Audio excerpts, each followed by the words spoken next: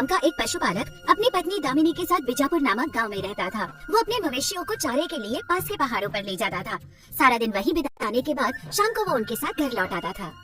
दामिनी, मैं मवेशियों को पहाड़ों पर ले जा रहा हूँ और शाम को लौटूंगा, तुम ध्यान रखना। अरे बिना कुछ खाए कहाँ जा रहे हो? नाश्ता कर लो फिर चले जाना। मैंने नाश्ता तैयार करके रखा हुआ है। हाँ, नाश्ता करके जाऊंगा। तुम मुझे थोड़ा ताज़ा मक्खन दे दो जो तुमने कल रात मिट्टी के बर्तन में बनाया था।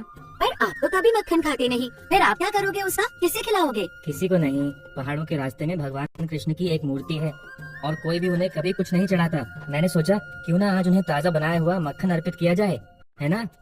उनको भी अच्छा लगेगा। अब हमारे पास और कुछ तो है नहीं, तो कम से कम हम मक्खन तो चढ़ा ही सकते हैं। ओह, ये तो अच्छा ख्याल है, लेकिन हमारे मवेशियों का भी ख्याल रखना। इन दिनों आप ज्यादा ही आध्यात्मिक होते जा रहे हैं, कहीं उनसे ध्यान न हट जाए आपका। हाँ हाँ, रखूंगा। गोवर्धन अपनी पत्नी से नाश्ता और मक्खन साथ लेकर घर से निकल पड़ा। रास्ते में वो विशाल बरगद के पेड़ के नीचे भगवान कृष्ण की मूर्ति के पास रुक गया।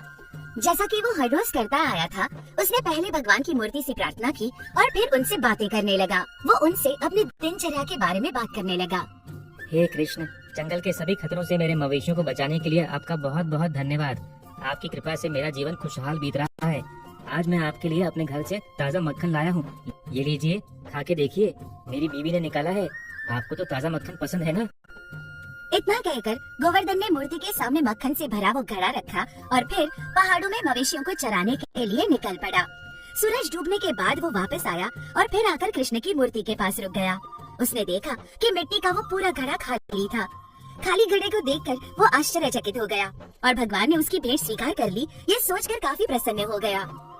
हे कृष्ण, आपने आखिरकार मुझ पर दया की और मेरी भेंट स्वीकार कर ली। आप मेरी सारी बातें सुन लेते हैं। आज आपने मेरी भेंट स्वीकार कर ली, मैं तो धन्य हो गया। अगर आप स्वीकार करें तो मैं आपको प्रतिदिन खुशी से मक्खन अर्पण करूंगा, शुद्ध घर का निकला हुआ मक्खन। गोवर्धन ने अपनी अपार प्रसन्नता व्यक्त की। वो बोलता ही जा रहा था। भगवान कृष्ण को गोवर्धन की मासूमियत और अत्यंत शुद्ध भाव भा गए। वो उस पर इतने प्रसन्न हो गए कि उसे दर्शन देने के लिए साक्षात उसके समक्ष हाजिर हो गए और फिर बोले, गोवर्धन, हमें तो मक्खन बहुत पसंद है, तो हम इसे स्वीकार क्यों नहीं करेंगे? गोवर्धन भगवान कृष्ण की आवाज सुनकर चौंक गया। उसे यकीन ही नहीं हुआ कि ये हकीकत है। भगवान कृष्ण, क्या आप स्वयं मुझसे बात कर रहे हैं? मैं तो आपकी आवाज सुनकर ही धन्य हो गया। पर अगर ये आप ही हैं, तो मैं आपको देख क्यों नहीं सकता? अगर आप दर्शन देंगे तो मुझे यकीन हो जाएगा। गोवर्धन की इच्छा के अनुसार भगवान कृष्ण उसके सामने प्रकट हो गए और गोवर्धन पूरी तरह से आश्चर्यचकित हो गया। हे प्रभु, आज तो मैं धन्य हो गया। आप साक्षात मेरे सामने हैं। मैं आपका बहुत बड़ा भक्त हूँ। मैं प्रतिदिन आपको यहाँ आकर मक्खन का भोग लगाऊंगा। उसके सिवा मैं आपके लिए और क्या कर सकता हूँ? हमें तुम्हारे द्वारा चढ़ाए जाने वाले मक्खन के अलावा और कुछ नहीं चाहिए। तुम्हारी भक्ति से हम अति प्रसन्न हुए हैं और तुम्हें वरदान देना चाहते हैं। तुम जो चाहो मांग सकते हो। हे कृष्ण, मेरे पास जो कुछ है मैं उसमें पूरी तरह संतुष्ट हूँ और मुझे कुछ नहीं चाहिए। मैं केवल हर दिन आपके दर्शन करना चाहता हूँ। ठीक है, हम तुम्हें ये वरदान देते हैं, लेकिन एक शर्त है। ये बात तुम कभी किसी को नहीं बताओगे। क्या तुम ऐसा कर सकोगे? मैं आपसे वादा करता हूँ कि ये बात किसी को नहीं बताऊंगा। अब आप अनुमति दें तो मैं चलूं। बछड़े अपनी माताओं की प्रतीक्षा कर रहे होंगे, उनके बिना वो विचलित होते होंगे। प्रभु, जरूर जाओ गोवर्धन, लेकिन कल हमारे लिए ताज़ा मक्खन लाना मत भूलना। जरूर ले आऊंगा प्रभु, जरूर। ठीक है गोवर्धन, कल मिलते हैं। भगवान कृष्ण अंतर्ध्यान हो गए और गोवर्धन फिर से घर लौट आया। आज की घटना के बारे में उसने अपनी पत्नी तक को नहीं बताया, लेकिन अगले दिन फिर मक्खन का घड़ा लेकर वो घर से निकल पड़ा। वो घड़ा कृष्ण की मूर्ति के सामने रखकर वो फिर से उनसे प्रार्थना करने लगा। भगवान कृष्ण, कृपया मेरी भेंट को स्वीकार करें। मैं आपके लिए मक्खन लाया हूँ। भगवान कृष्ण गोवर्धन के सामने आज फिर प्रकट हुए। गोवर्धन के मन में एक शंका थी। उसने भगवान कृष्ण से पूछ ही लिया, प्रभु एक बात बताइए, आप हम सबके लिए हमेशा हाजिर हैं और अपने सभी भक्तों का ध्यान रखते हैं, लेकिन आप कभी एक शब्द नहीं बोलते और हर समय खड़े रहते हैं। आप थक जाते होंगे ना? आपको कभी कभी आराम भी कर लेना चाहिए। मैंने ठीक कहा ना प्रभु? गोवर्धन, तुम पृथ्वी लोक के मनुष्य भी अजीब होते हो। जब तक भगवान जवाब नहीं देता, तुम कहते हो कि भगवान का अस्तित्व नहीं है। अब जब हमने तुम्हें दर्शन दिए, तब तुम हमें ही सुझाव देने लगे। बेहतर होगा कि कल से हम दर्शन ना दें। हे भगवान, कृपया ऐसा ना करें। मुझसे गलती हो गई। मुझे आपकी चिंता होती है कि आप हर समय खड़े रहते हैं, बिल्कुल आराम नहीं करते हैं। आपको थोड़ी देर बैठने तक नहीं मिलता। आप थक जाते होंगे ना? तुम्हारी भक्ति के अलावा तुम्हारी मासूमियत ने भी हमारा दिल जीत लिया है। तुम्हारे इस प्रश्न का उत्तर हम तुम्हें एक उदाहरण देकर समझाते हैं। क्या तुम उदाहरण सुनने के लिए तैयार हो? बोलो। जी प्रभु, जरूर। इस स्थान पर हम प्रतिदिन विभिन्न प्रकारों के भक्तों को देखते हैं। हम चाहते हैं आज तुम भी यहाँ रुककर उन सभी भक्तों को देखो, लेकिन एक शर्त पर कि तुम उन्हें हमारी उपस्थिति के बारे में नहीं बताओगे और किसी भी बात की प्रतिक्रिया भी नहीं दोगे। सिर्फ चुपचाप देखते रहोगे कि क्या हो रहा है, ठीक है? पर प्रभु, अगर मैं सारा दिन यहीं खड़ा रहूं, मेरे मवेशियों का क्या होगा? उनका ध्यान कौन रखेगा? हम करेंगे तुम्हारे मवेशियों की देखभाल, इसकी चिंता तुम मत करो। जाओ, पेड़ के पीछे चले जाओ। इतना कहकर भगवान कृष्ण अंतर्ध्यान हो गए। गोवर्धन पेड़ के पीछे जाकर इंतजार करने लगा। वो सोच रहा था कि भगवान कृष्ण उसकी शंका को कैसे दूर करेंगे। कुछ समय बाद एक व्यापारी पैसों से भरी थैली लेकर वहाँ पर आया। हे प्रभु, मुझे बहुत खुशी है कि आपने मुझे इतना बड़ा वरदान दिया और आज मेरे प्रभु का उत्तर भी मुझे समझ आ रहा है। उसने पैसे की उस थैली को मूर्ति के सामने रखा और प्रार्थना करने लगा। गोवर्धन पेड़ के पीछे खड़े रहकर ये सब देख रहा था। हे सर्वशक्तिमान प्रभु, मैंने अभी अभी नया कारोबार शुरू किया है, कृपया उसमें अच्छे अच्छे मुनाफों का आशीर्वाद दें। उसने अपनी प्रार्थना पूरी की और उसके बाद अनजाने में ही बिना पैसों की थैली उठाए वहाँ से निकल गया। गोवर्धन ये सारा माजरा देख रहा था। उसने ये भी देखा कि वो व्यापारी पैसों की थैली वहीं पर भूल गया था। अरे, वो व्यापारी अपने पैसे यहीं भूल कर चला गया। अब मैं उसे याद भी नहीं दिला सकता, क्योंकि मैं भगवान कृष्ण की किसी भी बात पर प्रतिक्रिया न करने की शर्त से बंधा हुआ हूँ। थोड़ी ही देर बाद एक गरीब आदमी आकर मूर्ति के सामने खड़ा हो गया और भगवान कृष्ण से प्रार्थना करने लगा। प्रभु, मैं बहुत गरीब हूँ, मेरे परिवार के पास खाने के लिए कुछ नहीं है और हम कई दिनों से भूखे हैं। मैं यहाँ आपकी शरण में आया हूँ क्योंकि आप लोगों के उद्धार करता है। मुझे कोई ऐसा मार्ग दिखाओ जिससे मैं अपने परिवार का भरण पोषण कर सकूं। जैसे ही उस गरीब आदमी ने भगवान से मदद करने की प्रार्थना की, उसे भगवान कृष्ण की मूर्ति के पास पैसे की थैली दिखाई दी। वो खुश हो गया और बोला, हे भगवान, आपने इतनी जल्दी मेरी इच्छा पूरी कर दी। अब मैं इन पैसों से अपने परिवार का भरण पोषण कर सकता हूँ। आप बहुत दयालु हैं प्रभु। वो गरीब आदमी पैसे की थैली लेकर वहाँ से खुश होता हुआ निकल गया और उसके फौरन बाद आया एक और भक्त बोलाराम, जो कि एक सपेरा था। वो भी प्रार्थना करने लगा। मेरे प्रिय कृष्ण, मैं सांपों को पकड़ने और लोगों की जान बचाने के अपने काम से खुश हूँ, लेकिन मुझे कभी कभी डर लगता है। मेरे जीवन का कोई भरोसा नहीं है, मेरे परिवार में कमाने वाला और कोई भी नहीं है। इसलिए मैं आपसे प्रार्थना करता हूँ कि आप मुझे हर खतरे से बचाए रखें। यही मेरी आपसे प्रार्थना है। गोवर्धन अब भी ये सारा माजरा देख रहा था। उसी समय वो व्यापारी अपने सुरक्षा कर्मियों के साथ पैसों की थैली लेने वापस आया।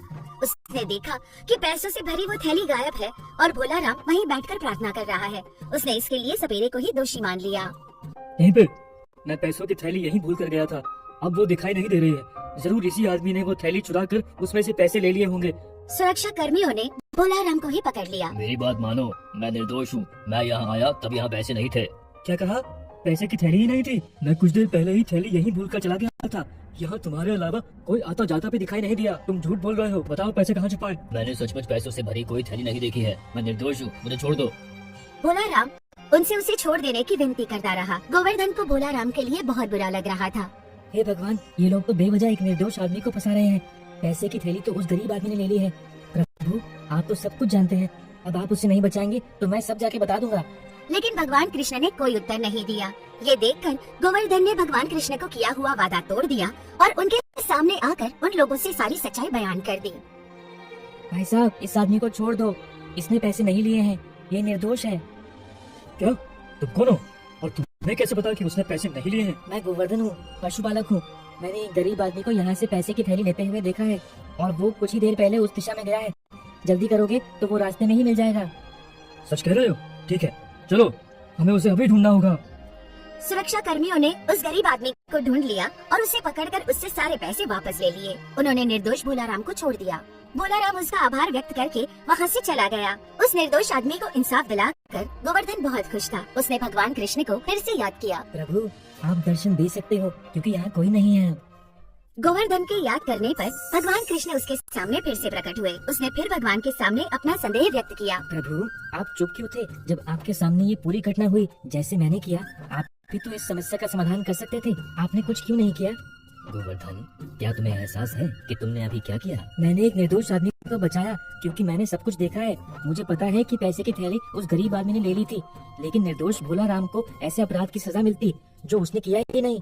इसलिए मैंने आपकी शर्त तोड़ दी और एक निर्दोष आदमी को बचाने के लिए सच कहा। तुम्हें लगता है कि तुमने भोलाराम को बचाया, लेकिन वास्तव में तुम ही उसकी मृत्यु का कारण बन गए हो। जानते हो कैसे? हे भगवान, क्या मैं उसकी मौत के लिए जिम्मेदार हूँ? वो कैसे? मुझे समझ में नहीं आया प्रभु। गोवर्धन, हम जो भी कर्म करते हैं वे एक दूसरे से जुड़े होते हैं। हमें सिर्फ अपने कर्म करते रहना है, लेकिन जो हो रहा है उसके खिलाफ जाने की कोशिश कभी नहीं करनी चाहिए, क्योंकि इससे आपदा ही आएगी।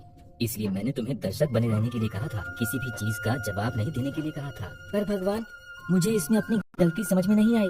कृपया मेरा मार्गदर्शन करें। बताता हूँ।